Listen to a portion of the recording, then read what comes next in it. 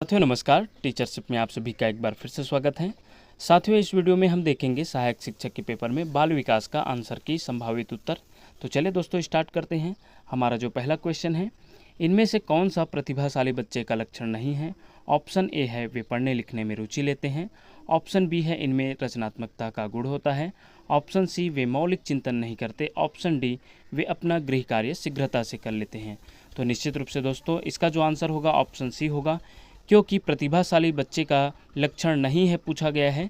तो लक्षण में तो वे पढ़ने लिखने में रुचि लेते हैं, ये भी है, रचनात्मकता का गुण होता है, वे अपना गृह कार्य शीघ्रता से कर लेते हैं, और ये जो है मौलिक चिंतन भी कर लेते हैं। लेकिन यहाँ पर मौलिक चिंतन नहीं कर पाते पूछा गया है, इसलिए जो नहीं है इसका जो आंसर होगा ऑप्शन सी होगा, क्योंकि जो प्रतिभाशाली बच्चे हैं वो मौलिक चिंतन कर लेते हैं, ओरिजिनल थिंकिंग कर लेते हैं। तो निश्चित रूप से दोस्तों इसका जो आंसर होगा ऑप्शन सी होगा। आगे बढ़ते हैं। प्रभाविता का नियम निम्नलिखित में से किस सीखने के सिद्धांत का प्रतिफल है? तो याद रखिएगा दोस्तों, निश्चित रूप से जो इसका आंसर होगा ऑप्शन ए होगा, उद्दीपन अनुक्रिया सिद्धांत, जो थार्नडाइक के द्वारा दिया गया है, जिसे स्टिमुलेट रेस्पॉन्स थ्योरी भी कहते हैं, याद रखिएगा। आगे बढ़ते हैं साथियों। रचनावादी दृष्टिकोण के अनुसार इनमें से कौन सा ज्ञान निर्माण के लिए महत्वपूर्ण है? तो याद रखिएगा साथियों इसका जो आंसर होगा शिक्षार्थी का पूर्व ज्ञान जो है इसका आंसर होगा ऑप्शन सी। आगे बढ़ते हैं। गोत्सकी के अनुसार निम्न में से किसके लिए समीपस्थ विकास के क्षेत्र का उपयोग करना चाहिए? यहाँ पर साथियों जेडपीडी का कॉन्सेप्ट उपयोग करने की बात हो रही है, जोन प्रोक्सिमल ऑफ डेवलपमेंट की बात हो रही है। तो निश्चित रूप से जो इसका जो आंसर होगा दोस्तों, इस कॉन्सेप्ट का उपयोग शिक्षण और मूल्यांकन में होना चाहिए। तो इसका जो आंसर है ऑप्शन बी होगा। आगे बढ़ते हैं साथियों। हमारा नेक्स्ट क्वेश्चन है, शिक्षा का अधिकार अधिनियम 2009 के अनुसार एक विशेष कक्षा में बच्चों का नामांकन किसके आधार पर प्रस्तावित किया गया है? तो याद रखिएगा साथियों जो RTE है, राइट टू एजुकेशन 2009 है, वो बच्चे की आयु के आधार पर जो है नामांकन का आधार प्रस्तावित किया गया है, याद रखिएगा। तो इसका जो आंसर होगा ऑप्शन बी होगा। आगे बढ़ते हैं साथियों। रवि पढ़ाई में अच्छा है परंतु अक्षरों शब्दों को पढ़ने समझने में कमज़ोर है, उसकी गणितीय समझ अच्छी है। रवि निम्नलिखित में से किस विकार से ग्रसित हो सकता है? तो इसको समझते हैं साथियों बारी बारी। डिस्कैल्कुलिया जो है गणित संबंधी विकार है, याद रखिए, गणितीय गणना संबंधी विकार है। डिस्ग्राफिया जो है लेखन संबंधी विकार है, लिखने में परेशानी होती है, लेखन संबंधी, याद रखिएगा। और वही डिसलेक्सिया देखा जाए तो ये पठन संबंधी, पढ़ने समझने संबंधी विकार है। तो यही इसका जो आंसर होगा साथियों। और डिस्फेजिया देखा जाए तो डिस्फेजिया जो है सामान्य खाना खाने पीने संबंधित परेशानी होती है, अर्थात निगलने संबंधी परेशानी को डिस्फेजिया बोला जाता है। तो याद रखिएगा इस प्रकार जो है इसका जो आंसर होगा ऑप्शन सी होगा। आगे बढ़ते हैं साथियों। विचार मंथन विधि के प्रयोग से शिक्षक बच्चों में निम्नलिखित में से किसका विकास करता है? ऑप्शन ए है बुद्धि, अनुभूति, रचनात्मकता, स्मृति। याद रखिएगा साथियों यह जो क्वेश्चन है घुमा फिराकर ये जो है वर्ग 2 के शिक्षक के जो बाल विकास में भी पूछा गया है। तो निश्चित रूप से जो इसका विचार मंथन अर्थात ब्रेन स्टॉर्मिंग मेथड के बारे में पूछा जा रहा है, तो इसका जो आंसर होगा ऑप्शन सी होगा, रचनात्मकता होगा। यही क्वेश्चन अलग रूप में पूछा गया है वर्ग 2 के बाल विकास के पेपर में भी। तो याद रखिएगा साथियों इसका ऑप्शन सी इसका आंसर होगा। आगे बढ़ते हैं। निम्नलिखित में से कौन सी बच्चों के लिए सीखने की प्रक्रिया नहीं है पूछा गया है? तो सीखने की प्रक्रिया में जो है मैच्योरिटी, परिपक्वता जो है सीखने की प्रक्रिया में नहीं है, वो वृद्धि का एक उदाहरण है, वो अपने आप जो है आते जाती है, इसे सीखा नहीं जाता। तो निश्चित रूप से इसका जो आंसर होगा ऑप्शन डी होगा। आगे बढ़ते हैं। नेक्स्ट क्वेश्चन है, इनमें से कौन सा कथन सत्य है, मनुष्य के विकास के संबंध में सर्वाधिक उपयुक्त है? तो ऑप्शन ए है मनुष्य में विकास एक गुणात्मक प्रक्रिया है, मनुष्य में विकास एक मात्रात्मक प्रक्रिया है। मनुष्य में विकास में गुणात्मक और मात्रात्मक दोनों प्रक्रियाएं होती है। मनुष्य में विकास एक मनोवैज्ञानिक प्रक्रिया है। तो निश्चित रूप से दोस्तों विकास जो है गुणात्मक और मात्रात्मक दोनों प्रक्रियाएं होती हैं, इसलिए इसका जो आंसर होगा ऑप्शन सी होगा। आगे बढ़ते हैं। इवान पावलोव द्वारा प्रतिपादित शास्त्रीय अनुबंधन सिद्धांत अधिगम को निम्न के द्वारा स्पष्ट करता है। तो यह जो है दोस्तों साहचर्य जो है इसका जो आंसर होगा। आगे बढ़ते हैं। निम्नलिखित में से कौन सा कथन व्यक्ति के विकास की प्रक्रिया के बारे में सही नहीं है? सही नहीं है पूछा गया है दोस्तों। तो विकास जो है विकास की प्रक्रिया बहुआयामी होती है, ये सही है। विकास की प्रक्रिया में सांस्कृतिक विविधता होती है, ये भी सही है। व्यक्तिगत मानसिकता सामाजिक संपर्क की व्यक्तिगत विकास में महत्वपूर्ण भूमिका होती है, ये भी सही है।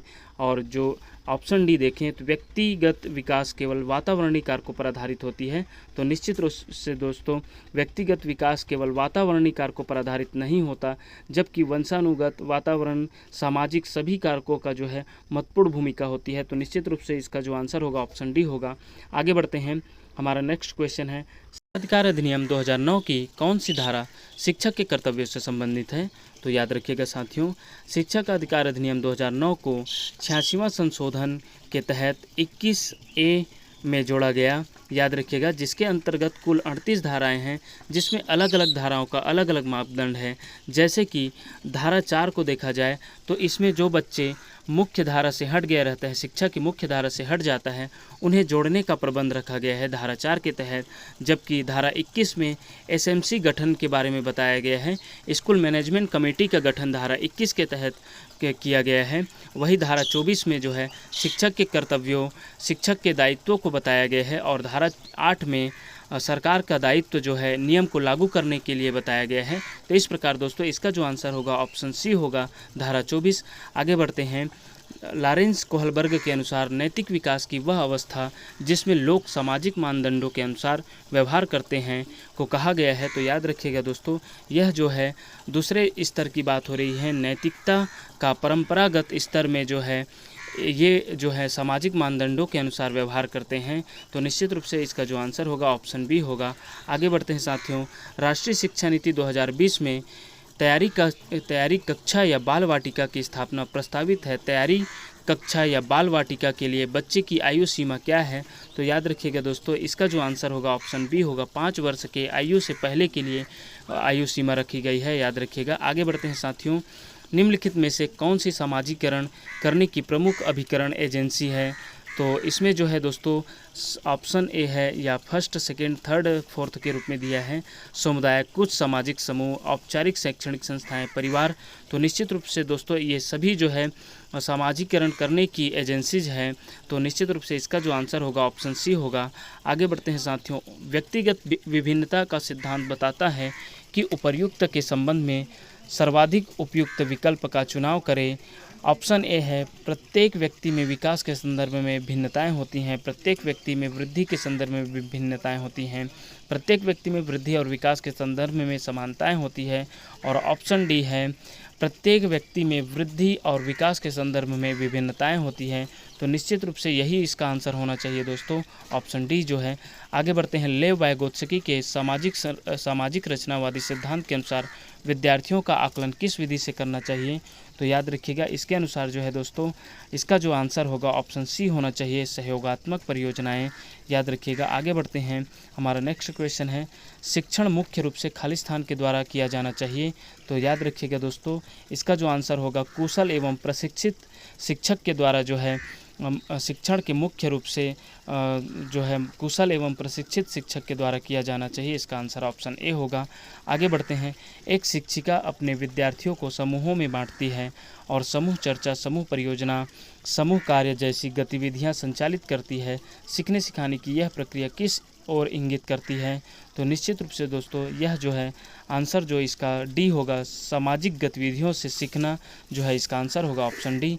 आगे बढ़ते हैं, निम्नलिखित में से किस प्रश्न के द्वारा सृजनात्मक चिंतन को सर्वाधिक अच्छे ढंग से अनुमानित किया जा सकता है? तो निश्चित रूप से जो आंसर होगा दोस्तों इसका, इसे कितने अलग अलग तरीक़ों से हल किया जा सकता है, ये जो है इसका आंसर होगा दोस्तों ऑप्शन डी जो है, इसे कितने अलग अलग तरीक़ों से हल किया जा सकता है, ये जो है इसका आंसर होगा। आगे बढ़ते हैं साथियों, जीन पियाजे के अनुसार विकास की किस अवस्था में बच्चे वैज्ञानिक चिंतन करना शुरू कर देते हैं? तो याद रखिएगा, तार्किक चिंतन जो है वैज्ञानिक चिंतन का एक रूप है। तो याद रखिएगा साथियों, औपचारिक संक्रियात्मक अवस्था में जो है जीन पियाजे के अनुसार जो चौथी अवस्था है औपचारिक संक्रियात्मक अवस्था, उसमें जो है बालक जो है वैज्ञानिक चिंतन करना शुरू कर देते हैं, तार्किक चिंतन करना शुरू कर देते हैं। तो याद रखिएगा, इसका जो आंसर है ऑप्शन डी होगा। आगे बढ़ते हैं, निम्नलिखित में से कौन सा विकल्प जीन पियाजे द्वारा प्रदत्त पूर्व संक्रियात्मक अवस्था की विशेषता को दर्शाता है? तो याद रखिएगा दोस्तों, जीन पियाजे के अनुसार जो है दूसरा स्टेज पूर्व संक्रियात्मक अवस्था की बात हो रही है, जो 4 से 7 वर्ष की बात हो रही है। इसमें जो है स्टार्टिंग में बच्चा जो है अहम केंद्रित विचार रखते हैं, अपने विचार को ज़्यादा प्राथमिकता देते हैं, तो निश्चित रूप से इसका जो आंसर होगा ऑप्शन ए होगा। आगे बढ़ते हैं साथियों। अगला क्वेश्चन है, शिक्षा से मेरा अभिप्राय बच्चे और मनुष्य के शरीर, मन और आत्मा के सर्वोन्मुखी विकास से है। शिक्षा की यह परिभाषा किसकी देन है? तो याद रखिएगा दोस्तों, यह जो है आंसर डी होगा। महात्मा गांधी के द्वारा दिया गया है ये विचार जो है। अगला क्वेश्चन है दोस्तों, पूर्व अनुभव के आधार पर संवेदना को अर्थ प्रदान करना कहलाता है। तो याद रखिएगा इसका जो आंसर होगा प्रत्यक्ष ज्ञान होगा दोस्तों। याद रखिएगा इसका जो आंसर प्रत्यक्ष ज्ञान होगा, ऑप्शन डी होगा। आगे बढ़ते हैं। एनसीएफ 2005 की विभिन्न विषयों के अलावा और किन पाठ्यचर्या क्षेत्रों को भी महत्व देता है?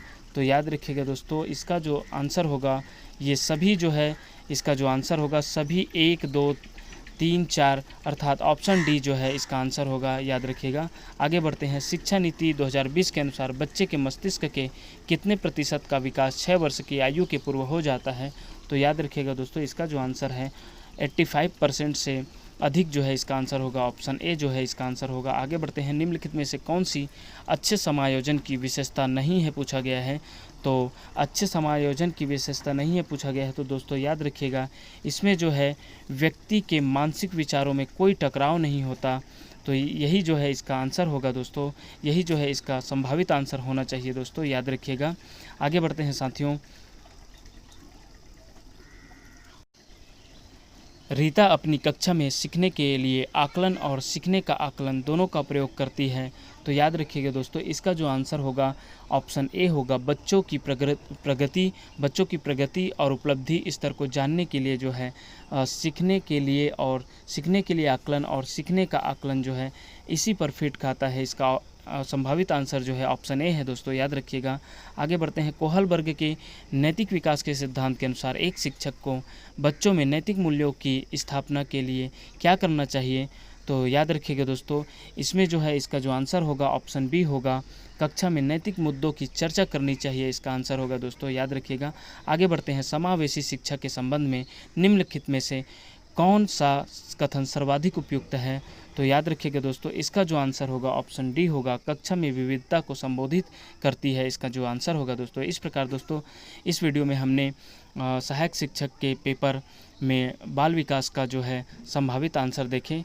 इस प्रकार दोस्तों आने वाले वीडियो में एक और अन्य पेपर का हम अन्य सब्जेक्ट का आंसर की देखेंगे। तब तक के लिए देखते रहिए आपका अपना चैनल टीचरशिप। धन्यवाद साथियों।